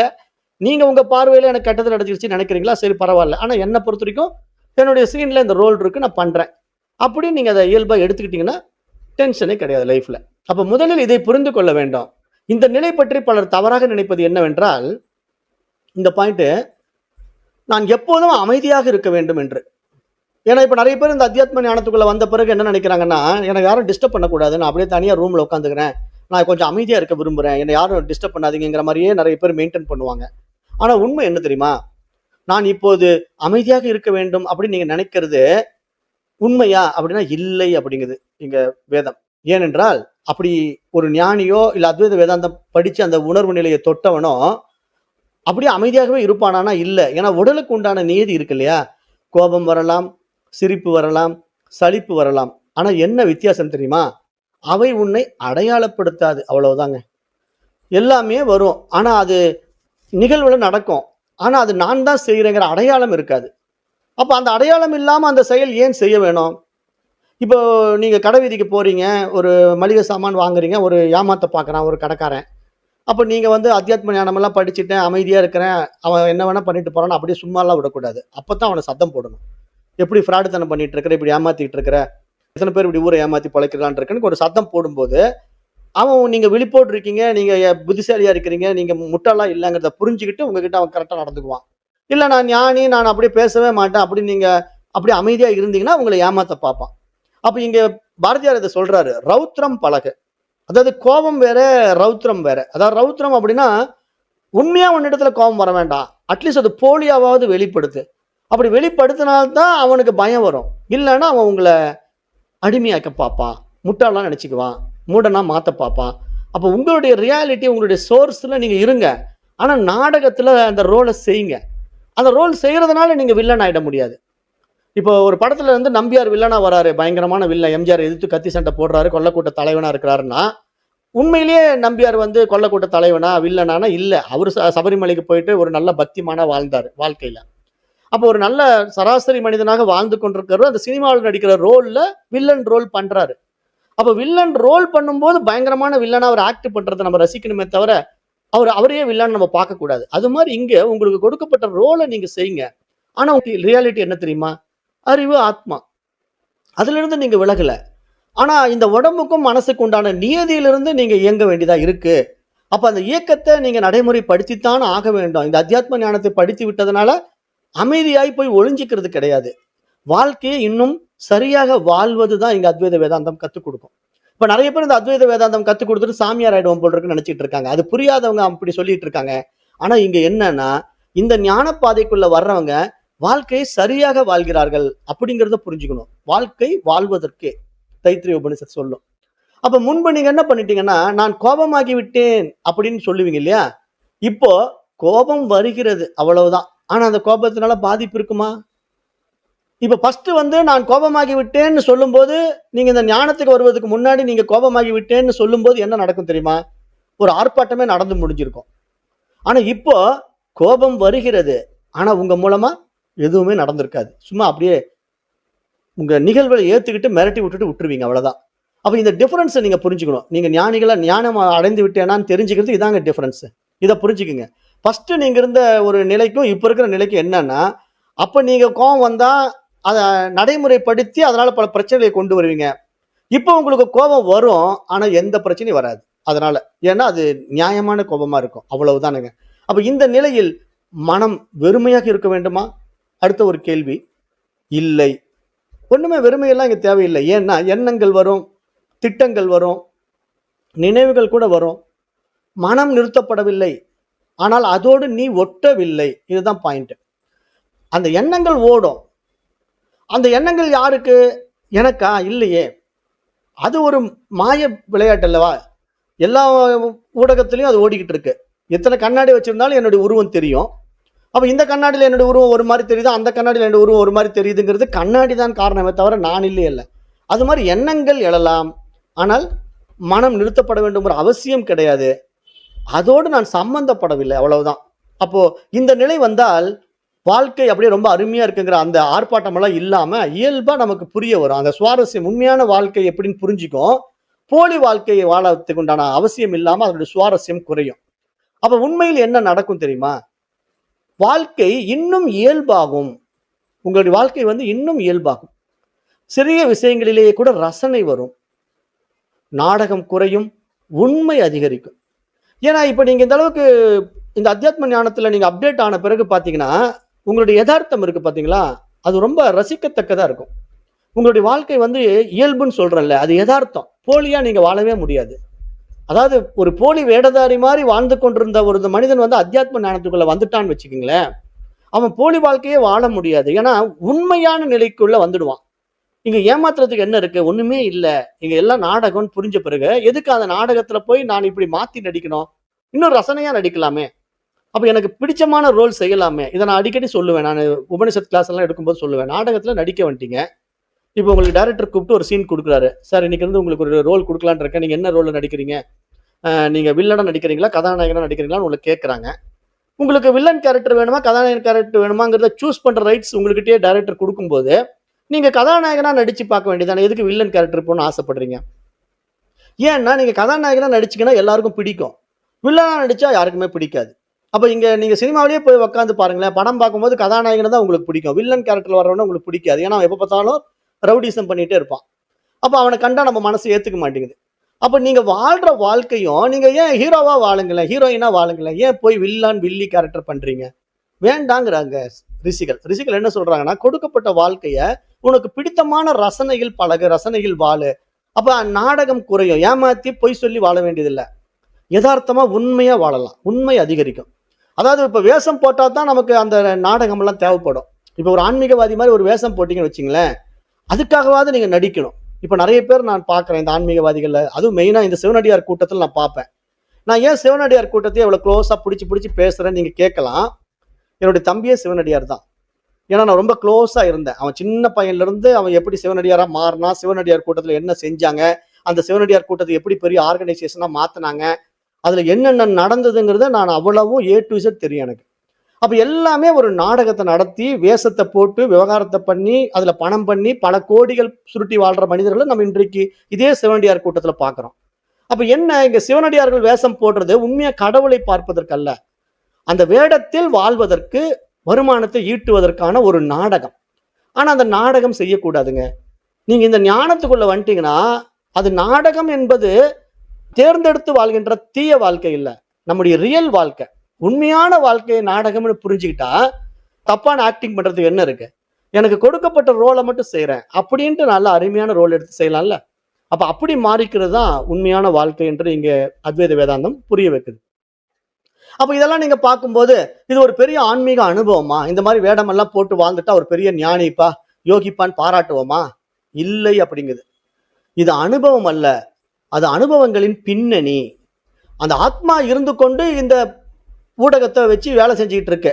ஆனா அந்த ஊடகம் தான் நான் தெரியாததுனால இவன் என்ன பண்ணிட்டான்? அதுவே தன்னுடைய வாழ்க்கை என்பதாக தப்பாக புரிந்து கொண்டான். தனக்கு கொடுக்கப்பட்ட வேடத்தை உண்மை என்பதாக பாவித்து விட்டான். அதனால் அவன் பரிதவிக்கிறான். அதனால் அவன் பதட்டம் அடைகிறான். அதனால் அவன் மேலும் மேலும் அந்த நாடகத்தில் நடிக்க ஆசைப்படுகிறான். புரிந்து விட்டால் அது அனுபவம் அல்ல. அந்த அனுபவங்களின் பின்னணி. அந்த பின்னணினா என்ன? அது அந்த அறிவு நிலை, அந்த ஆத்ம நிலை என்று நீங்க புரிய வைக்கிறாங்க. அப்ப அதனால் ஏதாவது விசேஷமாக நடக்க வேண்டும் என்று எதிர்பார்த்தால் அதுதான் தடை. அதாவது இந்த மாதிரி ஒரு விஷயத்தை நம்ம வந்து உலகத்துல செய்ய போய் அதனால நமக்கு ஏதாவது ஸ்பெஷலா நடந்துருமா? நான் இப்படி ஒரு விஷயத்தை பண்ணா எனக்கு நல்ல எஃபெக்ட் ஆயிடுமான்னா அப்படிலாம் நடக்காது. அப்ப இந்த வழியில் தனிமை தேவையா? கேள்வி. அப்ப இந்த மாதிரி நீங்க ஆன்மீக பாதையில, அத்தியாத்ம பாதையில போறதுக்கு தனிமை தேவையான்னு கேட்டா, நேர்மையாக சொன்னால் இல்லை. ஏன்னா இங்க எதுக்கு தனிமைங்க? தனிமை என்பது ஆரம்பத்தில் வேணால் உங்களுக்கு உதவலாம். ஆனால் மனம் சற்று அமைதியாக இருக்க உதவலாம். ஆனால் தனிமை என்பது என்ன? ஞானமாக இருந்தாலும், கூட்டம் என்பது பந்தமாக இருந்தாலும் இது தவறு. ஏனென்றால் உண்மையில் இந்த நிலை உறவுகளுக்குள் தான் சோதிக்கப்படுகிறது. குடும்பத்தில், வேலையிடத்தில், மனிதர்களுடன் பேசும்போதுதான். அங்கே நீ எதிர்ப்பு இல்லாமல் இருக்கிறாயா? என் கருத்துதான் சரி என்ற பிடிப்பு குறைந்து இருக்கிறாயா? மற்றவர்களை அவர்கள் போல் இருக்க அனுமதிக்கிறாயா? இவைதான் உண்மையான அளவுகோல்கள். அப்ப சில நேரங்களில் தனிமை தேவைப்படலாம். எப்போ? ஓய்வெடுக்க, தெளிவடைய. ஆனால் உலகத்தை தவிர்த்து அமைதி கிடைத்தால் அது இன்னும் முழுமை அல்ல. ஏன்னா நீங்க என்ன நினைச்சுக்கிட்டீங்கன்னா, தனிமை என்பது இந்த உலகத்தோட உறவாடாம நம்ம அடைகிறதுன்னு நினைச்சுக்கிட்டீங்க. உலகத்தை தவிர்த்து விட்டு உங்களுக்கு அமைதி கிடைத்தால் அது முழுமை அல்ல. இதான் இங்க ஹைலைட்டட் பாயிண்ட். ஏன்னா உலகத்தோடு இருந்துட்டு உங்களால் அமைதியா இருக்க முடியுமா? அப்படி இருந்தால்தான் உண்மையான அமைதி, உண்மையான ஆனந்தம், உண்மையான இருப்பு. ஏன்னா இங்க இருப்பது அது மட்டும்தான். அப்ப இதை வந்து நீங்க புரிஞ்சிக்கும் போது, அதனாலதான் நான் என்ன சொல்லுவேன், இந்த அத்வைத வேதாந்தம் ஹை லெவல்ல வரும்போது நீங்க சந்தக்கடையில இருந்தாலும் நீங்க இமயமலையில இருந்தாலும் சமமா பாருங்கிறேன். ஏன்னா அதான் உண்மை. ஏன்னா இங்க நம்ம அமைதின்ட்டு எங்கேயோ போய் அடையறது இல்ல. அது நம்முடைய சுயம். அது எப்பொழுதுமே இருந்து கொண்டிருக்கிறது. ஆனால் நாம் அதில் இருக்க தெரியவில்லை. அவ்வளவுதான் விஷயம். நீங்க அதுல இருந்துகிட்டு இருந்தீங்கன்னா நீங்க எங்க வேணா இருக்கலாம். நீங்க பயங்கரமான சந்தக்கடை இருக்கிற இடத்துல போய் நின்னாலும் உங்க மனசுல சலனம் இருக்காது. எந்த மனித நடமாட்டமே இல்ல, இமயமலை அடிவாரத்துல ஒரு இடத்துல போக வேண்டிய ஒரு சூழ்நிலை வருது, அங்க போயிட்டீங்க, அப்பயும் மனசுல சலனம் இருக்காது. ஏன்னா இந்த உலகம் என்பது உண்மையில் இல்ல. அந்த மனதினுடைய விளையாட்டு அது. அப்ப இந்த நிலை எல்லோருக்கும் சாத்தியமா? அடுத்த கேள்வி. இங்கே மிக முக்கியமான பதில் என்ன தெரியுமா? ஆம், எல்லோருக்கும் சாத்தியம். ஆனால் ஒரு நிபந்தனையோடு. கண்டிஷன் பாருங்க. எந்த நிலை என்ன தெரியுமா? இது வந்து நீங்க இந்த நிலை எல்லோருக்கும் சாத்தியம் அப்படிங்கறத வந்து எப்படி புரிஞ்சுக்கணும்? ஒரு நிபந்தனை இருக்கு. புத்திசாலிகளுக்கானதல்ல, சன்னியாசிகளுக்கானதல்ல, ஆன்மீகவாதிகளுக்கும் ஆனதல்ல. நான் யார் என்ற கேள்வியை உண்மையாக எதிர்கொள்ள தயாரானவர்களுக்கு தானுங்க. இது புரியுதுங்களா? அப்ப இங்க என்ன புரிஞ்சுக்கணும்னா, நீங்க வந்து அந்த உண்மையான நிலையை நீங்க அடையணும்னா உங்களுடைய சுயத்தை நீங்க விசாரிக்காம வெளி விவகாரத்துல போய் மாட்டிக்க கூடாது. வெளி விவகாரத்துல போய் நான் இப்படி டேலண்டா இருந்தா, நான் புத்திசாலியா இருந்தா நான் பெரிய ஆன்மீகவாதின்னு காட்டிக்க கூடாது. அல்லது நான் ட்ரெஸ்ஸை மாத்தி சன்னியாசி ஆயிட்டதுனால நான் ஆன்மீகவாதின்னு காட்டிக்க கூடாது. அல்லது நான் பெரிய ஆன்மீகவாதிங்கிற வேடத்துல இப்ப ஏகப்பட்ட பேர் சுத்திட்டு இருக்காங்களா, அப்படி ஒரு ஆன்மீகவாதியாவும் காட்டிக்க கூடாது. உண்மையா என்ன தேவை தெரியுமா இந்த இடத்துல? ஒரு நிபந்தனை. நான் யார் என்ற கேள்வியை உண்மையாக எதிர்கொள்ள தயாரானவர்களுக்கு தான். அப்ப அங்க என்னங்க, இதற்கு பெரிய அறிவு தேவையில்லை, நிறைய புத்தகங்கள் தேவையில்லை, விசேஷ வாழ்க்கை தேவையில்லை. என்னங்க தேவை? இப்ப இதெல்லாம் தேவையில்லை. உங்களுக்கு பெரிய அறிவு தேவையில்லை, நிறைய புத்தகங்கள் படிச்சிருக்கணுங்கிறது இல்லை, அல்ல ஏதாவது ஸ்பெஷலா வாழணுமா அப்படியும் ஒண்ணும் இல்லை. அப்ப என்னதான் தேவை? தேவை அப்படின்னா என்ன? சிறிதளவு நேர்மை, சிறிதளவு தைரியம், அவ்வளவுதாங்க. உங்க இடத்துல அந்த நேர்மை, உண்மை இருந்தா போதும். எதற்குங்க இது? நான் இதுவரை நம்பிக்கொண்டிருந்தது முழுவதும் சரியாக இல்லாமலும் இருக்கலாம் என்று ஒப்புக்கொள்ள. நல்லா இந்த பாயிண்ட புரிஞ்சுக்கணும். இப்போ நீங்க இந்த அத்தியாத்ம ஞான பாதையில வரும்போது நீங்க என்னென்ன நினைச்சுக்கிட்டு வந்தீங்க? நீங்க என்னென்ன நம்பிக்கிட்டு இருந்தீங்க? நான் இதுவரை நம்பிக்கொண்டிருந்தது முழுவதும் சரியாக இல்லாமலும் இருக்கலாம். அப்ப நீங்களே உங்களை விசாரம் பண்ணி பாருங்க. உங்களிடத்துல நீங்க உங்களை பத்தி எப்படி ஜட்ஜ்மெண்ட் வச்சிருக்கீங்கன்னு உங்களையே நீங்க சுய கேள்வி கேட்டு பாருங்க. நான் யார் என்று உங்களையே நீங்க விசாரித்து பாருங்க. அப்போ உங்களுக்கு எல்லாம் வெளிய வரும். என்னென்ன வெளிய வரும் தெரியுமா? நான் எப்படியெல்லாம் ஏமாத்திட்டு இருக்கிறேன். நான் எப்படியெல்லாம் நாடகம் ஆடிக்கிட்டு இருக்கிறேன். நான் எப்படியெல்லாம் நடிக்கிறேன். ஆளுக்கு தகுந்த மாரி பேசுறேன். ஊருக்கு தகுந்த மாரி மாறிக்கிறேன். அப்படிங்கிறதெல்லாம் ஒவ்வொருத்தருடைய உள்ள இருந்து வெளிய வரும் பாருங்க. அப்பதான் உண்மையான நான பிடிக்க முடியும். ஏன்னா இங்க மகான்கள் எல்லா மகான்களுமே இத தான் ஹைலைட் பண்ண சொல்லுவாங்க. நான் யாருங்கிறத. ரமண மகரிஷி இந்த நான் யார ஹைலைட் பண்ணுவாரு. இல்லன்னா ஒரு ஒரு மகான் கிட்ட வந்த உடனே, "நீங்க புத்திசாலிகளா இருந்தா போதும்பா, போயிட்டு வாங்க" அப்படின்னு சொல்லலாம்ல. "நீ அறிவாளியா இருந்தா போதும்பா, போயிட்டு வான்னு" சொல்லலாம்ல. "நீ ஆன்மீகவாதியா இருந்தா நல்லதுப்பா, போயிட்டு வான்னு" சொல்லலாம்ல. அல்லது "நீ சன்னியாசி ஆயிட்டியாப்பா, ரொம்ப சந்தோஷம், போயிட்டு வான்னு" சொல்லலாம்ல. அப்படி சொல்லவே மாட்டாங்க. "நீ சன்னியாசியா இரு, ஆன்மீகவாதியா இரு, நீ எப்படி வேணா இரு. நீ யாருன்னு உன்னை தெரிஞ்சுக்க தயாரா இருக்கியா?" இந்த கேள்வி. இந்த கேள்வியை எதிர்கொள்ள தயாரானவர்களுக்கு மட்டும்தாங்க வாழ்க்கை. அவங்க மட்டும்தாங்க இறைநிலை அடையறாங்க. அதனால தான் அது ஹைலைட்டட் பாயிண்ட். அப்ப நான் யாருங்கிறத நீங்க சுய பரிசோதனை பண்ணி பார்த்தீங்கன்னா, உண்மையான நான் ஆத்மா அல்லவா? அந்த ஆத்மாங்கிறது என்ன? சத்தியம் அல்லவா? அது உண்மை. அதுக்கு பேரே உண்மைதான் ஆத்மா. சத்தியமேவ ஜெயதே. உண்மைதான் ஆத்மா. ஆனா நான் உண்மையா இருக்கிறேனான்னு உங்க கேள்வி உங்க மனச தொட்டு கேளுங்களேன். ஒவ்வொருத்தரும் உங்க மனச தொட்டு கேளுங்க. இல்லன்னு சொன்னீங்கன்னா, நீங்க எப்படிங்க அந்த ஆத்ம நிலைக்கு அடைய முடியும்? அப்ப நீங்க ஏமாத்திட்டு இருக்கீங்க அப்படிங்கிறத வெளிப்படையா ஒப்புக்கொள்ள வேண்டும் என்று இங்க சாஸ்திரம் புரிய வைக்குதுங்க. பாருங்க, ஒப்புக்கொள்ள. இத புரிஞ்சுக்கணும். நான் இதுவரை நம்பிக்கொண்டிருந்தது முழுவதும் சரியாக இல்லாமலும் இருக்கலாம் என்று ஒப்புக்கொள்ள சிறிதளவு நேர்மை, சிறிதளவு தைரியம் மட்டும் தேவை. விசேஷ வாழ்க்கை தேவையில்லை. நிறைய புத்தகங்கள் படிக்க வேண்டியதில்லை. பெரிய அறிவாளியாக இருக்க வேண்டியதில்லை. அப்போ இதையெல்லாம் ஒரு எளிய மொழியில் சொன்னால், நீ விசேஷமாக மாற வேண்டியதில்லை. வாழ்க்கையை விட்டு போக வேண்டியதில்லை. எதையும் பிடிக்க வேண்டியதில்லை.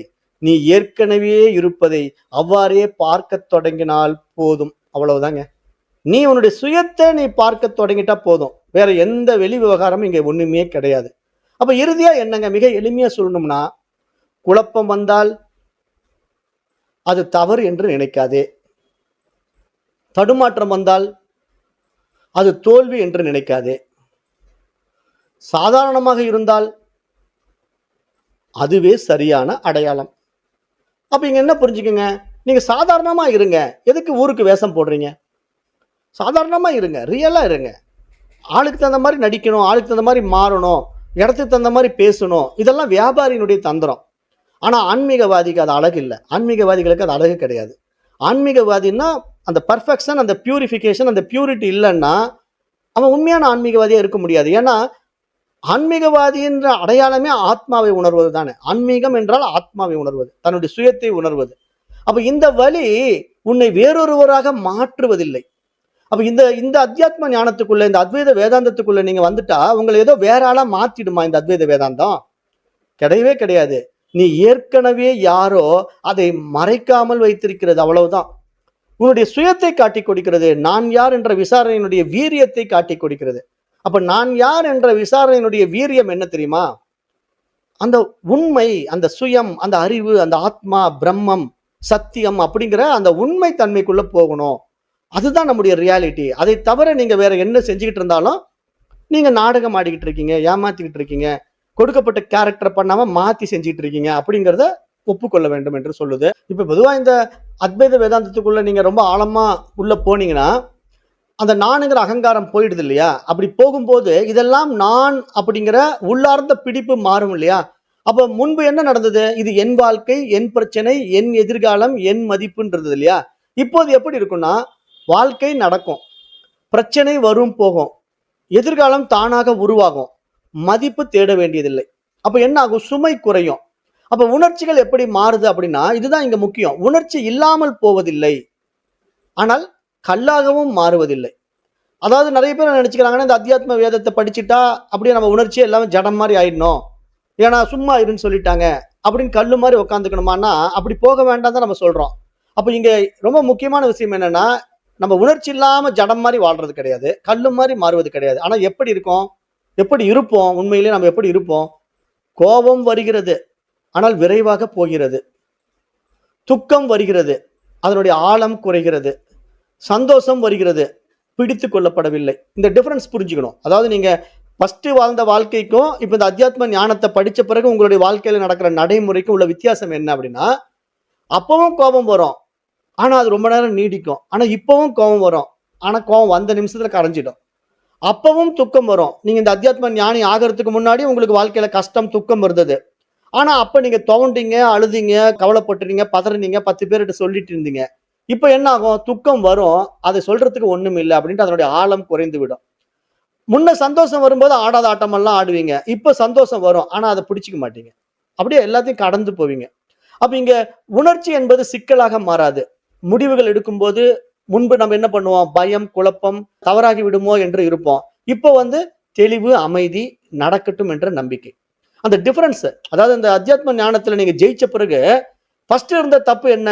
ஒரு முடிவு எடுக்கும்போது பயம் இருக்கும், குழப்பம் இருக்கும், தவறாகி விடுமோங்கிற விஷயம் தெரியும்.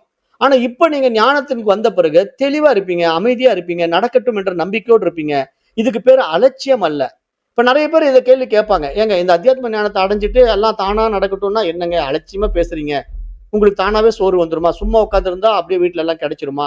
அப்படின்னா நல்ல சிவபோக சாரம் அதை பாடும். சிவனடியார்கள் நிறைய பேர் இருப்பீங்க. சிவபோக சாரத்துல சும்மா வருமோ சுகம் துக்கம் அப்படின்ட்டு. செயல் செஞ்சீங்கன்னா தான் சுக துக்கம் வரும். செயல் இல்லைன்னா நிகழ்வுல இருந்தீங்கன்னா ஒரு சுக துக்கம் வராது. அப்ப இங்க நடக்கட்டும் என்ற நம்பிக்கையில் இருந்தா உங்களுக்கு பிரச்சனை இல்லை. நான் செய்கிறேன்னு அகங்காரம் வந்தா சுக துக்கம் அடைந்தே ஆகணும். அப்ப வாழ்க்கை எளிதாகிறதான்னா ஆம். ஆனால் வாழ்க்கை எளிதாகிறது அல்ல, நீ வாழ்க்கையை எதிர்க்காமல் வாழ்கிறாய் அப்படிங்கறத இங்க புரிஞ்சுக்கணும். நம்ம நிறைய பேர் நினைச்சுக்கிறோம், அத்தியாத்ம ஞானம் வந்த பிறகு அப்படியே நம்ம வாழ்க்கை அப்படியே ஃப்ரீ ஆயிடும் போல் இருக்குங்க, இந்த ஞானத்தை படிச்சுட்டா எதுவுமே நம்மளை அட்டாக் பண்ணாது போல் இருக்குன்னு. எல்லாம் அட்டாக் பண்ணோம், எல்லாரும் வருவாங்க, பிரச்சனை கொண்டு வருவாங்க. ஆனா முன்ன இருந்த பிரச்சனைலாம் நாம டென்ஷன் ஆகி முக்கிட்டு இருப்போம். இப்ப நமக்கு இந்த பாடம் கத்துக் கொடுத்த தன்மை என்ன அப்படின்னா, பிரச்சனை வரும், ஆனா அதை எதிர்க்காம அப்படியே டேக் இட் ஈஸி ஹேண்டில் பண்ண போவோம். அப்ப இதுதானே பெரிய மாற்றம், அதுவே பெரிய மாற்றம். அப்போ இந்த நிலையை சொல்லி பிறருக்கு உதவலாமான்னா இது மிக நுண்ணியமான கேள்வி. இங்கே நிறைய பேர் தவறுகிறார்கள் என்று நம்ம பார்க்கிறோம். ஏன்னா முதலில் தெளிவாக என்ன புரிந்து கொள்ள வேண்டும்னா, இங்கு சொல்லிக் கொடுக்கப்படும் ஒன்றல்ல, அது சுட்டிக்காட்டப்படும் ஒன்று. அப்ப பிறருக்கு சொல்ல வேண்டும் என்ற ஆசை வந்தால் 2 வகையில சொல்லலாம். ஒன்று இயல்பான கருணை, 2வது யாராவது கேட்கிறார்கள், உண்மையான தேடல் இருக்கிறவர்களுக்கு நம்ம சொல்லிக் கொடுக்கலாம். அப்ப இங்க நம்மளுடைய தன்மையை, நம்முடைய ரியாலிட்டியை நிரூபிக்க வேண்டிய அவசியம் கிடையாது அப்படிங்கிறது இங்க புரிஞ்சுக்குங்க. அப்புறம் அந்த மாதிரி நம்ம உதவி செய்து கொண்டு இந்த ஆன்மீக பாதையில நம்ம மேல்நிலைக்கு வரவே இதை நான் சொல்ல வேண்டும் என்ற எண்ணம் கூட குறையும். பேசினாலும் அதில் சுமை இருக்காது, பேசாவிட்டாலும் குறை உணர்வு இருக்காது. அப்ப இதுதான் சரியான இடம். அப்ப இதையெல்லாம் ஒரே வரியில் சொன்னால் இந்த நிலையில் வாழ்க்கை இயல்பாக தொடரும், ஆனால் உள்ளே போராட்டம் இருக்காது. அப்படி புரிஞ்சுக்கணும். அப்ப பிறருக்கு உதவி என்பது சொல்லுவதல்ல, இருப்பதே அப்படிங்கிறத புரிய வைக்கிறாங்க. அத்தியாத்ம ஞானம் என்ன உங்களுக்கு கத்துக் கொடுத்துருக்கு, என்ன புரிஞ்சுக்கணும் அப்படின்னா, அதாவது நிகழ்வுல பயணம் பண்ணுங்க. நீங்க ஒன்றையும் மாற்ற வேண்டாம். உங்களுக்கு எது வருமோ வரட்டும். அன்றன்றைக்கு நிகழ்வை அப்படியே வருவதை ஏற்றுக்கொண்டு அமைதியா நீங்க பயணம் பண்றது மட்டும்தான் இந்த ஞானத்தினுடைய முதிர்ந்த முதிர்ச்சி. அப்படி வரும்போது உங்களுக்கு ஒரு விஷயம் பாதிப்படைகிற மாதிரி இருக்கு, கோவப்படுற மாதிரி இருக்குன்னா அது தன்னை அறியாம வெளிப்படுதுனாலும் அது வரட்டும். ஆனா அதனால நீங்க பாதிக்காம அந்த பின்னணியில இருந்து பாருங்க. நான் அறிவு அப்படிங்கிற நிலையில இருந்து அதை கவனிச்சீங்கன்னா அது பெருசா ஆர்ப்பாட்டமா மாறாது. முன்ன இருந்ததுக்கும் இப்ப இருக்கிறதுக்கு என்ன வித்தியாசம்னா, முன்ன நம்ம மனசுல இருக்கும்போது அதுக்கு ஆக்டிவேட் பண்ணி பிரச்சனை கொண்டு வந்துருவோம். இப்ப அறிவில் இருக்கிறதுனால நம்ம என்ன பண்ணுவோம்னா அதை வேடிக்கை பார்ப்போம் சாட்சியா, அதனால அதுல சம்பந்தப்படாம இருப்போம். அப்ப இந்த நிலை நம்ம அப்டேட் ஆனதுக்கு அடையாளம். இப்படிதான் இந்த அத்தியாத்ம ஞானம் நம்மள உயர்நிலை பரிமாணத்துக்கு கொண்டு போகுது. ஸோ இதை நீங்க கொஞ்சம் கொஞ்சமா அனுபவத்துக்கு வரவே நல்ல தெளிவு கிடைச்சிடும். அப்புறம் நம்ம அடுத்தடுத்த பாடங்கள்ல நம்ம பேசும்போது நிறைய புரிதல் உங்களுக்கு வரும். அப்ப நம்ம இன்றைக்கோட அத்வைத வேதாந்த வகுப்பை நிறைவு செய்வோம். மற்றபடி அடுத்த வகுப்புல நம்ம சந்திப்போம். நேரம் கருதி வகுப்பை நிறைவு செய்வோம். இந்த புக் பிடிஎஃப் கிடைக்குமா? ஆமாங்க, இந்த புக் பிடிஎஃப் இப்ப கொடுக்க மாட்டாங்க, அதான் நிறைய எடிட் பண்ண வேண்டியிருக்கு. இப்ப நான் உங்களுக்கு கிளாஸ் எடுக்கிறதுக்காக எல்லாம் ஷார்ட் நோட்ஸா எடுத்துக்கிட்டு இருந்தேன். இது எல்லாம் ஒட்டுக்கா ஒரு புக்கு போட்டு உங்களுக்கு மேபி வர ஜனவரி 30ஆம் தேதி கொடுக்குற அளவுக்கு முயற்சி பண்றோம். பிரிண்டிங்லேயே கொடுக்குற அளவுக்கு சொல்லியிருக்கேன் நம்ம ஃப்ரெண்ட்ஸ் கிட்ட. அவங்க பிரிண்டிங் போட்டாங்கன்னா நீங்க வரும்போது வாங்கிக்கலாம். அதுக்கப்புறம் வேணுங்கிறவங்களுக்கு அனுப்பி வைப்போம். புக்கா போட்டுடலான்னு இருக்கேன். புக்காவே வாங்கிக்கலாம், ஹார்ட் காப்பியா வாங்கிக்கலாம். நன்றி நன்றி நமஸ்காரம். நன்றி ஐயா. மிக்க நன்றிங்க ஐயா. மிக நன்றி ஐயா. நன்றி ஐயா.